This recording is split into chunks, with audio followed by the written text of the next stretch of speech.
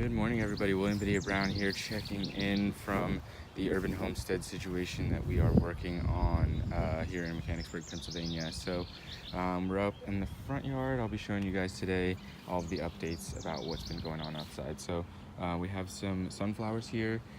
We have this shorter garden bed that we didn't finish because we didn't have enough compost at the time, so we're gonna go have to pick up some more because we definitely want to do a couple more beds, which we'll be doing with more intensive lettuce cropping for farmers markets. So kind of like what you see here, but just like a whole row of lettuce. So I'm gonna be hopefully getting that installed within the next week or so we can rotate through maybe 4 or 5 times with lettuce before the season is over, possibly even more. Here is just an interesting, diverse, and experimental garden patch where I'm just growing a whole bunch of different things. Yeah, everything's been working out pretty well. We do have something, maybe an animal, like a small animal or something that comes and digs in the garden beds. Like you can see, it's a little dug up here. Maybe they're burying something, maybe it's like a fox. But they have dug out like almost all of the Swiss chard here and a fair amount of these collard greens. So I'm just gonna replant this. They don't seem to be messing with the lettuce as much, so I might just replant this with mostly lettuce. Other than that, we've harvested some cones off our spruce tree here and some tips for fermentation, wild yeast fermentation. Super stoked on that. Definitely stay tuned. We might post some videos of the wild yeast fermentation. The black walnuts are looking pretty healthy. Looks like they're all pollinated and ready to start producing some nuts. So I'm really excited to see what the harvest is like off these 2 black walnut trees. And again, I'm not going to be planting directly under the black walnut trees just due to the fact that plants won't really grow that well under there. So as we move on this way, here we have a big pile of oak wood chips that were dropped off through the chipdrop.com.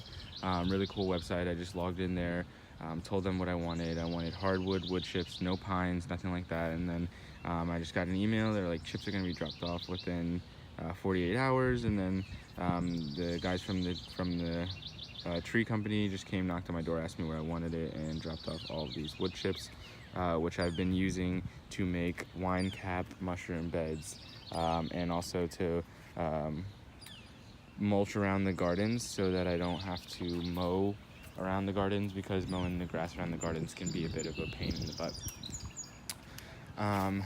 We have a little bit of a mess going on here, but we just moved in, so but we have some outlets over here, so I'm gonna put maybe 1 or 2 outdoor refrigerators for things that we harvest from the garden and things that we harvest from the mushroom grow for market.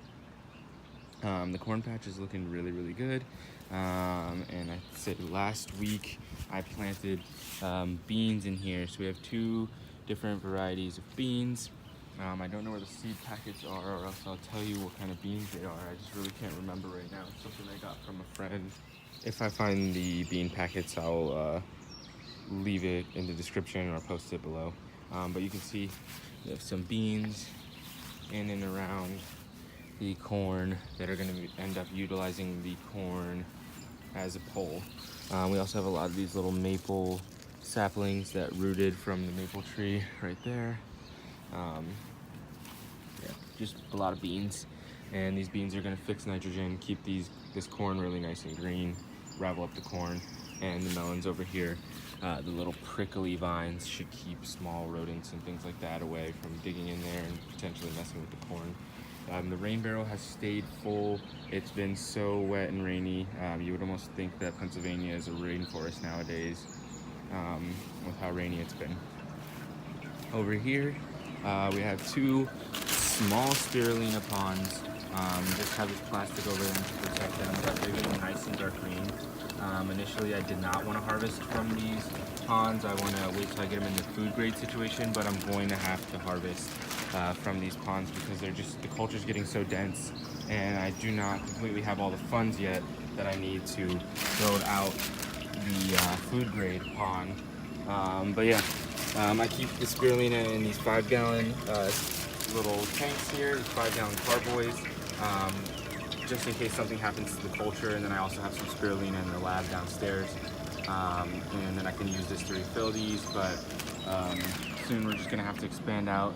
And as I said probably in a previous video, got the little hoops to put plastic around the pond. I want it to be like a long pond.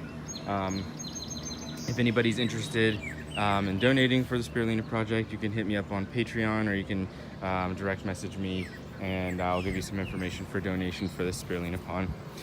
Back here, we still haven't seen any sign of the turmeric and ginger that I planted here, so I'm gonna dig in here in the next couple days and just see if it's what's going on. If not, I'm gonna have to plant something else here. Borage is doing good, tomatoes are doing good. I've harvested some of the lettuces from this patch. As you can see, they're just growing back. Yeah, they're doing pretty well. Intercropped some kale in there for where the other lettuces failed. The kale's looking really great. I think I might harvest from the kale today. Chard's looking good, collards are looking good. We got more lettuce over here that I should probably harvest soon. Nasturtium's popping off. We got a couple of flowers here. And then the herb garden's doing good, but again, whatever's digging in the front yard, I think is digging back here too, because I've seen some holes dug in this garden back here. Over here, we didn't fully finish, but we already started cultivating.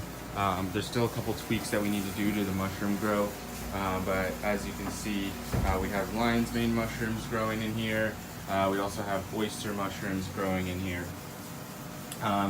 Everything's doing really well. We have some maitake mushrooms pinning. We'll see how this project goes. I was just in here actually harvesting when I thought this would be a cool time to do a video for you guys. We're producing these mushrooms for market. In the next week or so, I'm going to squeeze these racks together a little bit more. And put one more rack in on either side, and then we're really just gonna fill it out. So I got the fresh air moving in here. I'm gonna get a new humidifier, probably a pond fogging system. And then this mister system has been working out pretty well for me, just coming through and misting with these. And yeah, it's pretty small, but incorporating also outdoor grown mushrooms and wild mushrooms, I'll be able to provide a lot of mushrooms for market. So ideally what we're gonna do as far as the mushroom grow goes is set up another carport outside. So for anybody that's seen my videos from a couple years ago, 2 years ago, when I had the carport where I was growing mushrooms, I'm gonna go ahead and do that again. So just like a big outdoor mushroom growing tent, which should be able to produce about 100 pounds a week, which would be super ideal. I really love growing mushrooms outdoors, but I have to keep some indoor mushroom grows just for stability and making sure that I have mushrooms for market each week. So again, we're gonna start producing actually spawn. We're gonna start producing spawn down here in the lab that's in the basement of the house, and we're gonna stagger everything that's in here so that we get a harvest every week. Because like right now, everything's pretty much flushing at the same time. We have some gold oysters down here that are starting to pin, so that'll probably be at Tuesday's market. A lot of these blue oysters are going to be at market on Friday, and these lion's mane probably won't make it till Tuesday's market before we sell them. And then we're going to start working with some more restaurants locally, so I really need to get that other grow room up and popping. So heading back outside. I've let the weeds grow up in the shiitake alley. You can see just loads and loads of weeds here. I don't know, I harvested these pretty recently. There's one little mushroom, one little shiitake. It's been pretty slug damaged. Yeah, these weeds like shade it all out from the sun. They also protect from the sawdust splashing up on the mushrooms. Yeah, there we go. Just these are just for the house. They're not really like pretty enough for marketing or taking to market. So I'm just growing some shiitake for my own belly, for my kid's belly. This one's pretty gnarly.